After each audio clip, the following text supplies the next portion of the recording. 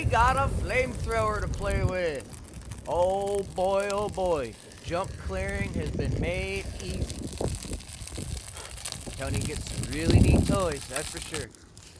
Gas tank, voltage reader, on-off button to engage it, safety switch button. That's fucking cool.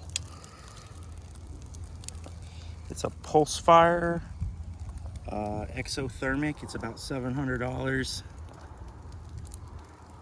It's a landscaping tool specifically for clearing like Brush. fence lines and brush, and has like the spark plugs in the front. You got to clean those after every use. Shoots like a super soaker though with 2 spark plugs.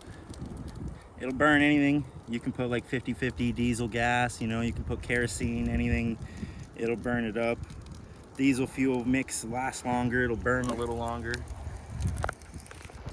Don't forget, hit that subscribe button. Throw a comment down in there. Let me know what you think of this video. As always, I'll see you in the next one. Enjoy the rest of the video.